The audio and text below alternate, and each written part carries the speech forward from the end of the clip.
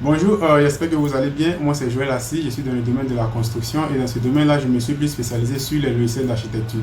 L'objectif de cette vidéo, c'est de vous montrer d'autres méthodes d'importation, comme comment prendre votre projet de SketchUp à Cinema 4D, comment prendre votre projet de Revit à SketchUp, comment prendre votre projet de ZBrush à Cinema 4D et pour finir, comment envoyer votre projet de AutoCAD à SketchUp. Donc si tu aimes tout ce que je fais, n'oublie pas de t'abonner, d'activer la cloche de notification pour ne pas rater les prochaines vidéos que je vais mettre en ligne. Maintenant, on va se diriger sur l'écran de mon ordinateur pour que je puisse mieux vous expliquer ces méthodes d'importation et d'exportation.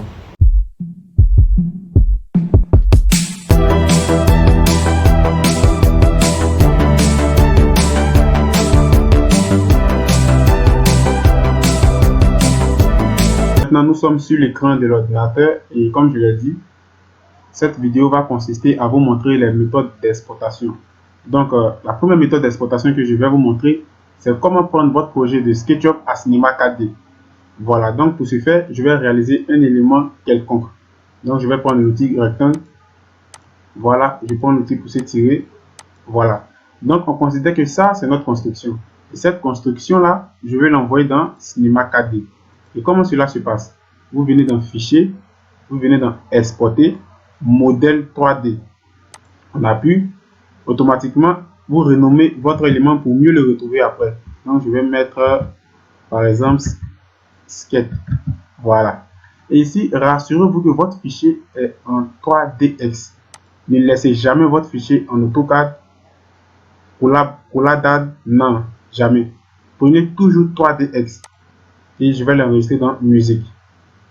J'appuie, automatiquement mon élément va être enregistré.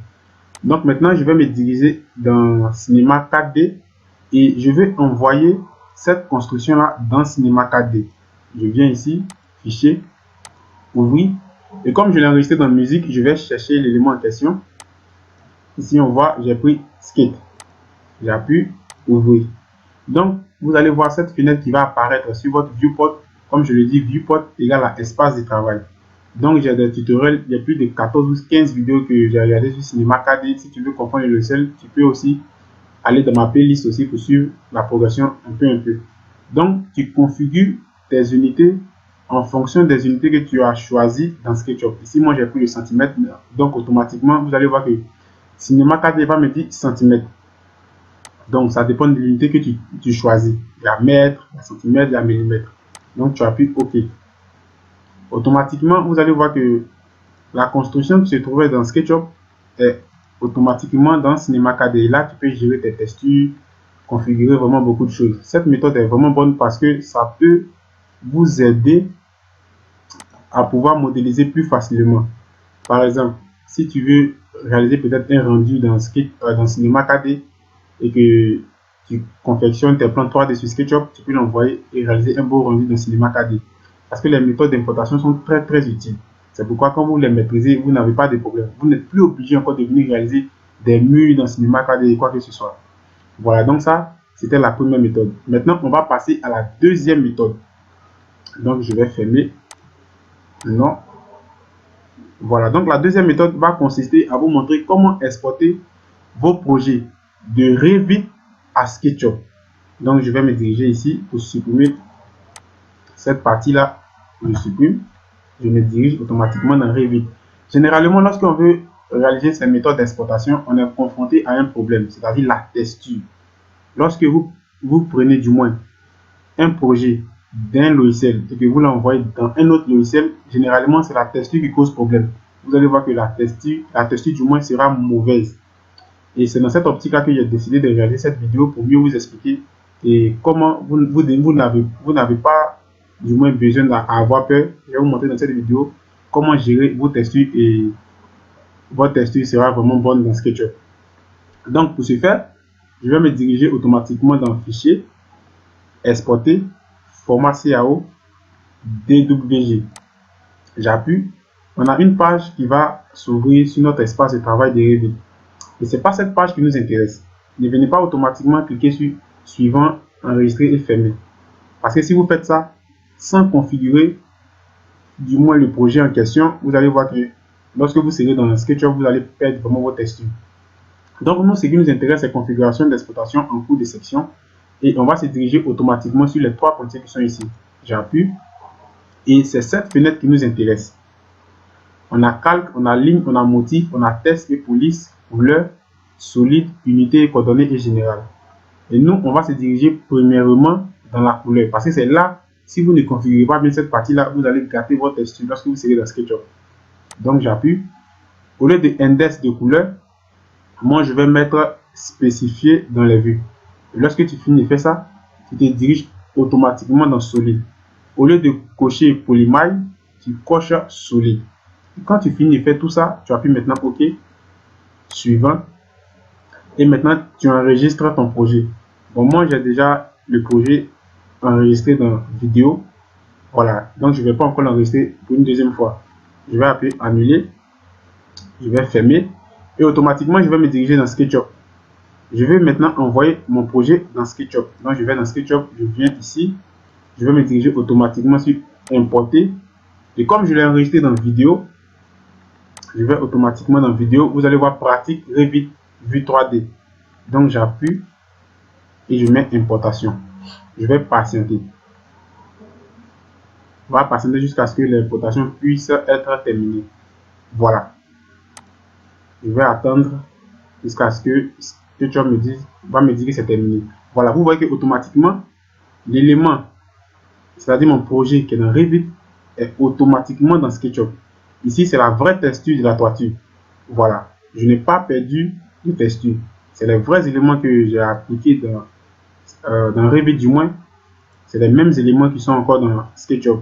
Pourquoi les méthodes d'importation ou d'exportation sont bonnes? Parce que tu peux avoir une difficulté avec un logiciel.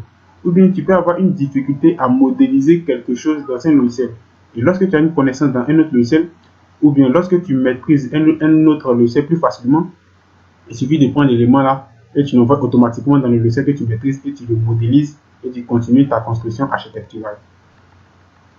Donc, je vais fermer maintenant. Voilà, je vais supprimer. Je vais juste vous montrer. Voilà. Donc, je pense que la troisième technique que je vais vous montrer, comment envoyer votre fichier, c'est-à-dire vos fichiers de ZBrush à Cinema 4D.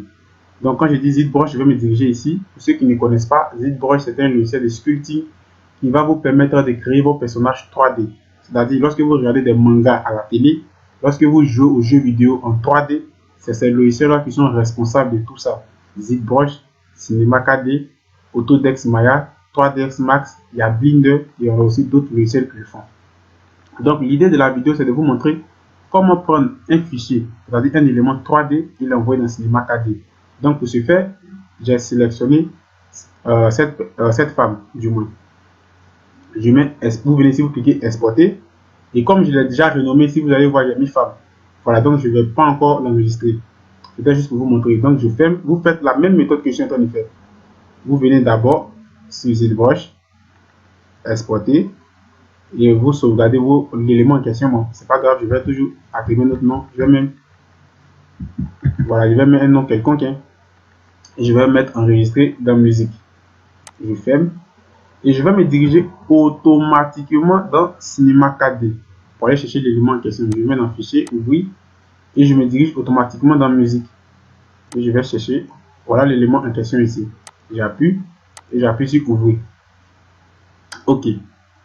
Automatiquement, vous allez voir que cette femme qui se trouvait du moins dans ZBrush est automatiquement dans Cinema 4D. Et ça, c'est vraiment très bon. C'est vraiment très puissant. Les gens ont tendance à utiliser ZBrush parce que la modélisation du personnage 3D dans ZBrush est un peu facile. Que dans ses amis, quand il parle de ses amis, je parle de Cinema 4D, je parle de 3ds Max, je parle de Maya. Tu modélises et tu l'envoies ici et tu fais ce que tu as à faire. Parce que dans la modélisation, la partie la plus complexe, c'est la tête. C'est l'une des parties qui est vraiment difficile, c'est la tête. Donc, la quatrième méthode maintenant que je vais vous montrer, c'est comment envoyer votre projet de AutoCAD, c'est-à-dire à SketchUp. Donc, je vais fermer ZBrush. Une petite précision, vous devez toujours avoir une très bonne machine. Parce que vous voyez qu'ici, j'ai ouvert SketchUp, j'ai ouvert Cinema 4D, j'ai ouvert ZBrush, j'ai ouvert du moins Revit et j'ai ouvert encore AutoCAD. Voilà, donc votre machine aussi en dépend. Donc je vais fermer les broches et n'enregistre rien. Voilà. Je vais me diriger maintenant dans AutoCAD, vous montrer comment prendre votre plan DWG d'AutoCAD à SketchUp. Je vais venir dans AutoCAD. Maintenant, ce plan-là, je vais l'envoyer dans SketchUp. Qu'est-ce que j'ai à faire? Je vais venir dans Format. Je vais venir dans Contrôle Unité pour contrôler mes unités. Voilà, ici, je travaille en centimètres, donc il est bel et bien enregistré en centimètres. Je vais appuyer OK. Je vais venir dans Fichier. Voilà, je peux venir faire enregistrer sous ou bien importer. Tout dépend de vous. Comme l'élément en question, je l'ai déjà enregistré. Vous faites enregistrer sous et vous enregistrez dans un dossier que vous voulez, ou vous pouvez du moins le retrouver un peu plus facilement. Mais moi, je l'ai déjà enregistré ici. Vous voyez, plan immobilier. Voilà, donc je ne vais pas encore l'enregistrer. Je ferme, je me dirige automatiquement dans SketchUp, je viens dans importer, je me dirige dans bureau. Vous allez voir ici plan immobilier. J'appuie, importation. OK. Voilà, donc automatiquement, vous allez constater que l'élément DWG qui se trouve automatiquement, qui est dans AutoCAD, est actuellement dans SketchUp. Et ça, c'est très bon parce que ça me permet d'aller encore plus vite. Donc, je peux sélectionner tout pour séparer les deux éléments. Je vais appuyer, je vais attendre, je vais appuyer éclater. Voilà, et ça va vous permettre du moins d'aller plus vite. Pourquoi? Je vais vous montrer un exemple avant de terminer avec la vidéo. Donc, si tu aimes ce que je fais, n'oublie pas de t'abonner et activer aussi la cloche, et ou bien me laisser un commentaire. Donc ça, c'est très bon parce que ça va me permettre de dessiner mes murs encore plus facilement. Donc je vais prendre l'outil rectangle, je vais faire du moins un grand rectangle ici. Voilà pour le placer. Et lorsque je fais ce rectangle là, vous allez constater que mes murs, pas mes murs, c'est-à-dire les lignes, sont noires foncées. Dans ce contexte là, lorsque vous voulez réaliser un mur, vous ne pouvez pas, parce que SketchUp ne l'a pas encore pris en compte. Vous allez voir que lorsque je vais vouloir effacer le rectangle que je viens de réaliser, tout va disparaître en quelque sorte. Vous voyez que tout a disparu. Je vais appuyer CTRL Z pour revenir. Donc, pour ne pas que tout disparaisse et que tu peux réaliser tes murs facilement, tu prends encore le même outil rectangle, tu viens ici et tu fais ça. Et vous allez voir que la ligne, c'est-à-dire la couleur de la ligne ici, est différente de cette couleur. Et vous allez voir maintenant que lorsque je vais supprimer ça, mon premier rectangle que j'ai réalisé, celle-là ne va pas disparaître parce que SketchUp vient de sauvegarder cette information. Donc quand je supprime, celle-là, elle est là. Voilà, donc je reviens. Je vais vous montrer une technique. Voilà, je viens ici, je fais ça.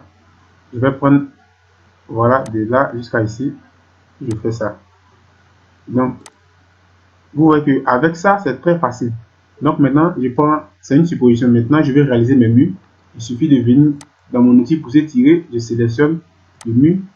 C'est un exemple, hein, et puis je soulève. Vous allez voir qu'automatiquement mes murs vont être levés.